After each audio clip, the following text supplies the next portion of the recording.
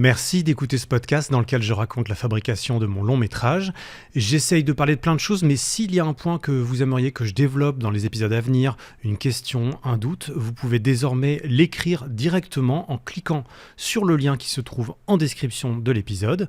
Ça vous renvoie vers un simple Google Form sans inscription qui vous permet de poser votre question ou de faire une remarque à laquelle je serai heureux de réagir par la suite. Et maintenant, place au podcast. Ok, donc dans le dernier épisode, je vous ai parlé du montage de la première scène qu'on a tournée. Et là, on est dans une période un peu spéciale de réflexion, puisque je dois réfléchir à la prochaine chose qu'on va tourner. Donc un peu fidèle à ma méthode sur ce film, je laisse venir un peu les idées, je laisse les choses se cristalliser. J'essaie de ne rien forcer. Je sais juste que Camille est disponible vers le 15 décembre. Donc j'imagine qu'on tournera à peu près dans ces eaux-là, pour l'aspect très pratique. Et d'ici là, il faut que je sache quelle scène tourner. Donc là, c'est un épisode un peu réflexif, où je m'enregistre parfois avoir des idées, ne serait-ce que parce que les dire à voix haute me permet de les développer.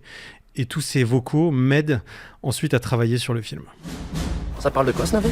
Rien. Tout. Je trouve ça très intéressant, John. Grand défi. C'est quoi? Great movie. Le film peut continuer après la première scène par des actions ou des séquences avec les deux personnages qu'on a vus, enfin les trois avec Benoît, qui n'ont pas de lien avec l'action qui a été faite forcément, le micro, c'est-à-dire qu'on peut juste les voir agir et pas reparler de ça. Genre Camille avec ses potes, voilà. Genre Kessler sur le plateau, parler avec Benoît aussi, mais ça peut être long, il peut y avoir une autre intrigue, genre le spectacle ou le court-métrage.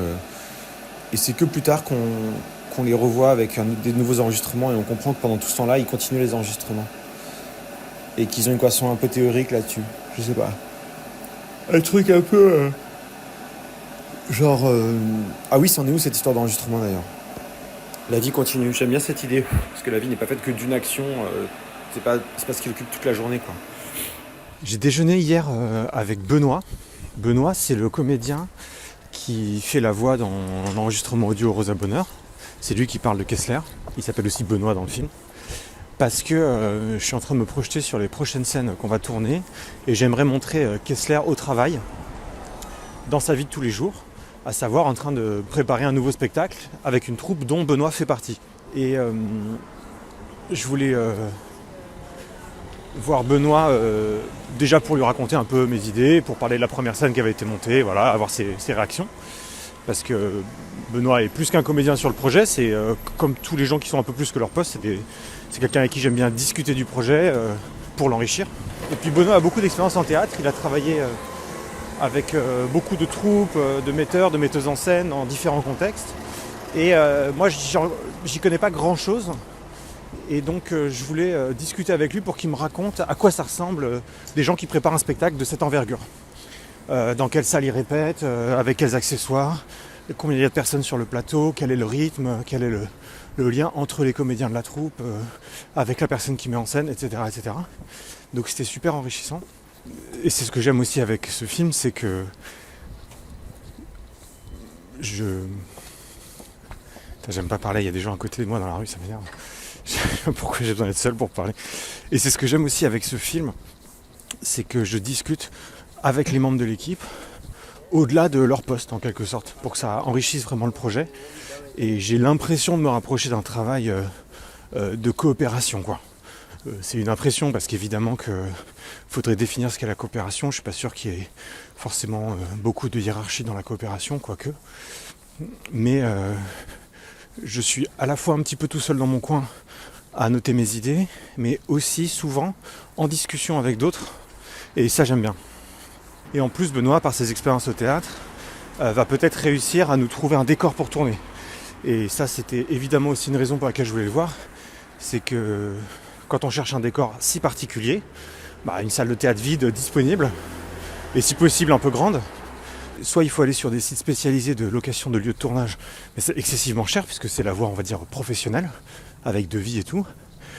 Soit on essaie de trouver des gens qu'on connaît ou qui connaissent des gens qui connaissent des gens et qui disent « Ah ouais, pas de souci, ouais, viens quand tu veux, juste faites gaffe à ça quand vous venez. » Et du coup, ça revient moins cher.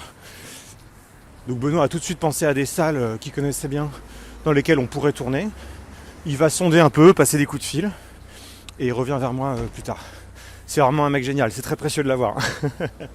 Ensuite, j'ai pris un chocolat chaud et un café avec Fabien, le chef opérateur image du film, parce que je voulais lui présenter justement les dernières idées que j'avais pour la suite du film et des scènes que je voulais tourner. Donc il y a des scènes au théâtre avec Kessler et sa troupe, il y a des scènes avec Camille qui est en train de travailler sur son lieu de tournage avec ses amis régisseuses, régisseurs. Donc on voit Kessler et Camille chacun dans leur environnement professionnel. On a un peu discuté avec Fabien de comment on pourrait filmer ça, à quoi ça ressemblerait. Voilà, donc comme toujours, je tiens Fabien informé dès que j'ai des idées un peu concrètes, même si c'est en avance, pour que lui puisse aussi réfléchir de son côté à comment on peut filmer ça, quelles sont les difficultés, est-ce que ça me parle, etc. Mais surtout, ce qui était cool avec Fabien, c'est que Fabien, lui, il lâche rien. Et il me dit, d'accord, mais tu peux m'en dire plus sur le reste du film, comment ça se termine, qu'est-ce qui se passe. Il a toujours besoin de replacer ça dans un contexte général. Et donc ça m'oblige à raconter le film en fait. Et je lui dis, bah non, mais c'est très flou, j'ai des idées par-ci par-là et tout. Bon, je te donne quelques pistes ou quelques idées. Puis en fait, je me rends compte que je raconte le film et que le film est pratiquement déjà là, quoi. Pratiquement toutes les scènes. Il y a plein de trucs. Et donc c'était super de discuter avec lui parce que moi ça me structure. Lui en plus, parce qu'il voit, il a suivi le film depuis le tout début. Et il me dit ok, c'est chouette, on voit le film se mettre en place. Il fait des retours hyper intéressants, constructifs de ce qui lui parle ou pas.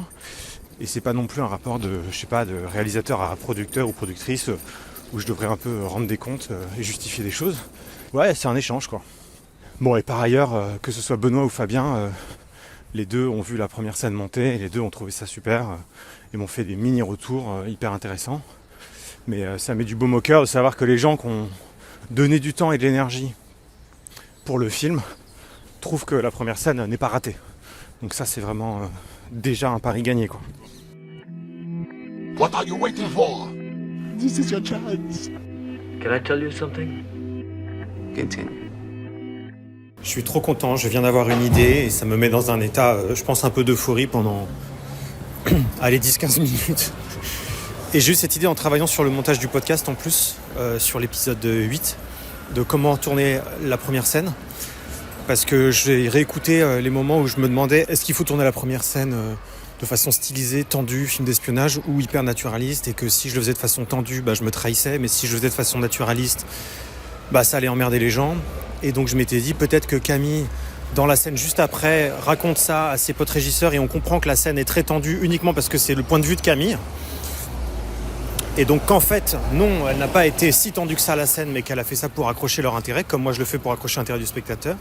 Mais là, comme je me dirigeais depuis vers le fait que Camille ne parle pas tout de suite à ses potes régisseurs de ça et que le secret dure plus longtemps, que je pense que c'est plus intéressant, j'étais un peu battu, je pouvais pas parler de ça tout de suite après la scène. Et donc il fallait attendre plus tard dans le film pour comprendre que la première scène était tendue alors que... Bref, ça devenait un petit peu complexe. Et là, je me suis dit, mais en fait, elle peut très bien, juste après la scène, raconter ça, mais pas à ses potes régisseurs, mais à une pote. Voilà, donc j'imagine un groupe de 3-4 potes, et il y en a une seule à qui elle se confie. Et elle dit, voilà, mais tu le dis à personne, voilà. Déjà, il y a la transmission du secret. Il y a le secret au sein du groupe de potes. Genre, vous parliez de quoi ? Non, de rien. Et plus tard, elle va leur dire. Donc, il y aura peut-être aussi le soupçon de est-ce que la pote à qui elle s'est confiée va en parler ? Est-ce qu'elle va avoir des doutes là-dessus ? Enfin, je trouve que ça enrichit vachement le film. Et d'ailleurs, je dis une pote, mais c'est sans doute un pote parce que, on va dire que Camille parle avec un copain. Puisque je trouve ça un peu cliché, le côté les filles se racontent leurs secrets, leurs petits secrets. Et j'aime bien mettre des relations hommes-femmes au cinéma qui ne soient pas amoureuses. Je trouve que c'est bien de représenter ça aussi, pour donner des idées aux gens dans la vie. Voilà, donc je suis un peu content et je me dis cool, j'ai amélioré le film. Et puis comme je vais tourner la scène dans un mois et quelques, à peu près vers le 15 décembre, je suis content, ça me fait bosser. Donc bosser sur le podcast, en fait, finalement, m'aide quand même. C'est beaucoup de temps, mais ça m'aide un petit peu. Je suis pas tout seul, mais ça m'aide un peu à travailler sur le film aussi. Vous en voulez plus ? Ben comment ? Tu nous tiens en haleine. C'est qui ce type ? Et si la démarche de Kessler était moins une recherche absolue de la vérité, même si ça peut se relier à ça, qu'une recherche de fonction de sa part, c'est-à-dire que quand je suis dans un groupe, disons de 4 personnes, un groupe d'amis, on se voit souvent, etc., je sais qui est qui dans le groupe. Je sais ce qu'un tel représente pour le groupe, je sais ce qu'une telle représente pour le groupe. Je sais qui il est par rapport au groupe et quelle est son importance dans le groupe. Mais moi, je ne sais pas quelle est mon importance dans le groupe. Et je ne sais pas ce que je représente pour le groupe. Ou peut-être que je peux le savoir, mais peut-être que je peux ne pas le savoir aussi. C'est une question qui paraît à la fois hyper simple, mais en même temps qui témoigne d'une espèce de parano douce, on va dire. De dire, mais si ça se trouve, si je me rencontrais, je me trouverais insupportable, je me mépriserais, ou j'aurais des a priori, ou au contraire, non, mais... Et donc, comment puis-je juger les autres, ou critiquer leur comportement, ou bitcher dans leur dos, et donc leur faire des reproches, la morale. Vous devriez changer ceci ou cela, alors que si ça se trouve, moi, si je me voyais d'un point de vue extérieur complètement, je me dirais la même chose de moi. Et je n'ai aucun moyen de le savoir autrement que en essayant de faire la somme de tout ce que les autres pensent de moi. Puisqu'il n'y a personne d'autre qui est identique à moi. Si quelqu'un était complètement identique à moi, je pourrais juste demander à cette personne. C'est un peu tordu. Mais pour simplifier, je dirais, il peut chercher sa place dans le groupe. Ce type-là, il est sympa, hein? À ce stade, pour résumer, j'ai 2 convictions. C'est filmer Kessler d'un côté et puis Camille de l'autre. Mais tout ça est très théorique et au fond, je ne sais pas trop comment vraiment débloquer la situation, c'est-à-dire arriver à des idées de tournage en me disant « Ok, non, c'est sûr que ça va être intéressant, c'est ça qu'il faut que je tourne. » Et comme souvent, c'est en lâchant prise que ce sentiment de plénitude arrive, c'est-à-dire où on se dit « Ah, là, je pense que je tiens quelque chose qui va me plaire. » Et en l'occurrence, là, c'est en travaillant sur une vidéo que j'ai sortie sur ma chaîne YouTube qui s'appelle « Bilan sans film ». En gros, j'essaie de revenir sur les 100 films que j'ai vus depuis 1 an et j'essaie d'en tirer des conclusions. Donc, je vous invite à aller la voir sur YouTube. Vous tapez Ambroise Bilan sans film, vous allez tomber dessus. C'est une vidéo qui m'a pris du temps à faire. J'ai tourné plein de fois et là, je l'avais retournée encore une fois. Je me disais, c'est la bonne. Et cette fois, je ne sais pas pourquoi, en rentrant à pied, j'ai écouté une chanson de Radiohead qui s'appelle Wolf at the Door. Et je me disais, waouh, qu'est-ce qu'elle est cinématographique cette chanson. Et puis est venue l'idée que, en plus de les filmer, Kessler et Camille chacun de leur côté, je pouvais les filmer chacun marchant l'un vers l'autre. Et il y a ces moments que je trouve assez jolis dans la vie qui nous arrivent où on quitte un groupe social et on reprend notre masque de citoyen lambda. Un peu comme quand on est avec des amis, puis on leur dit au revoir, et puis on marche, et en quelques mètres dans la rue, on se retransforme en loup solitaire. Et je me suis dit, j'aimerais bien voir Camille, son personnage, partir de son lieu de tournage, dire au revoir en rigolant à ses potes, et puis petit à petit prendre une mine sombre. Et je l'imaginais en écoutant cette chanson marcher, on ne sait pas où. Et peut-être voir aussi Kessler faire la même chose. Et d'un coup, ça m'a paru évident, j'ai débloqué la situation, je me suis dit, mais en fait, voilà, il y a une 3e scène que je dois tourner, c'est Camille et Kessler qui se retrouvent. Et donc, je les imagine se retrouver dans un café. Et donc, moi-même, ce soir-là, je marche, il fait nuit, à la fin de ma journée de travail, et je m'enregistre formuler cette idée embryonnaire à voix haute. Et ils se retrouvent dans un café. Et là, il y a une discussion entre eux. Et je pense que cette discussion peut faire du bien un petit peu par rapport à la première scène. Et il lui dit comment vous vous sentez. Elle dit super. Elle dit moi ça va. Et vous, ça s'est bien passé aujourd'hui au théâtre. Oui, avec Benoît. Oui. Et il semble dire oui, c'est bien passé. Et elle dit d'accord. Et il dit est-ce que vous êtes d'accord pour le faire à nouveau. Et donc voilà, ça lance l'acte 2 où c'est d'un coup elle fait ça de façon récurrente. Elle enregistre des gens quoi. Et ensuite c'est des plans de elle dans les cafés, dans les trucs, qui fait sa life. Bon, tout ça est très très structuré, je vois bien la structure, 15 premières minutes, première scène, ensuite 15 minutes les deux, donc on sera à la fin de l'acte 1, et ça lancera l'acte 2 qui fera 45 minutes, et l'acte 3 qui fera 20 minutes. Ça nous fera un film de 50 et 45, 95, ouais, 1h35, quoi. Le film fera 1h40. Voilà. Bon, et comme musique, quand elle marche, si elle met de la musique, ses écouteurs par exemple, je sais pas, j'imagine bien The Wolf at the Door de Radiohead, mais bon, j'aime bien me dire que je m'en fous des droits et je mets les musiques que je veux, mais j'ai quand même l'impression que j'entends peu de Radiohead dans les films et que mettre du Radiohead dans un film, ça doit juste dire ton film ne sortira jamais, ou alors tu vas dépenser 1 milliard d'euros pour qu'ils acceptent. Donc je suis un peu partagé, parce que Wolf at the Door, je trouve, correspond très très bien, mais bon, peut-être que je m'habitue pas trop, je sais pas, je commence à rentrer dans le système, à me dire peut-être que mon film a une chance d'exister, il faut que je lui donne un petit coup de pouce. Terrible, je suis en train de continuer à me trahir, je n'en finis pas de me trahir. De toute façon, c'est ce que j'ai toujours dit c'est ce que je me suis toujours dit. Je me rappelle m'être dit ça déjà sur la règle du jeu et sur d'autres trucs. Un film, c'est t'as une idée géniale et tu passes ton temps à te trahir en essayant de te trahir le moins possible au fur et à mesure de la fabrication et de trahir le moins possible ton idée. C'est à partir du moment où tu as ton idée géniale, elle fait que se détériorer jusqu'à la fin, il faut que tu limites la détérioration. Bref, ouais, j'aime bien, ça fait une petite structure. Je suis content, c'est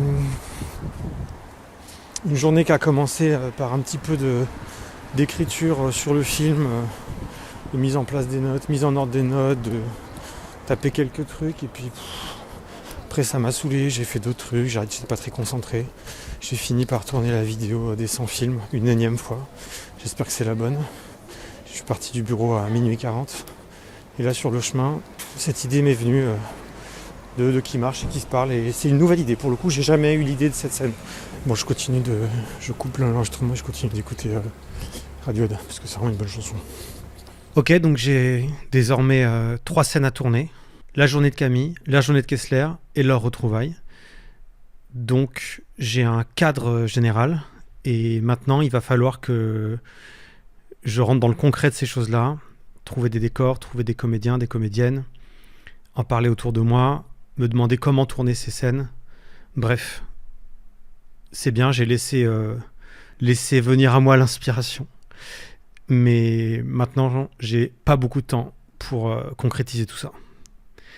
Parce qu'on tourne bientôt. C'est la fin de cet épisode, merci de l'avoir écouté. Vous pouvez soutenir le film en partageant ce podcast autour de vous et en laissant quelques étoiles pour son référencement. Vous pouvez aussi soutenir mon travail financièrement grâce à ma page Tipeee. Chaque euro m'aide à conserver mon indépendance, que ce soit dans la fabrication de ce long métrage, de ce podcast ou de vidéos sur YouTube. Et vous trouverez tous les détails sur ma page Tipeee, dont le lien est en description. Merci beaucoup et on se retrouve la semaine prochaine. André me laissait entendre tout à l'heure que vous avez quelques problèmes pour terminer le film et pour acheter la pellicule. C'est juste que nous avons... Eh bien, il va de soi que je suis prêt à partager mon pécule. Hein. Merci. Je serai ravi. Je serai ravi. Merci beaucoup. C'est gentil.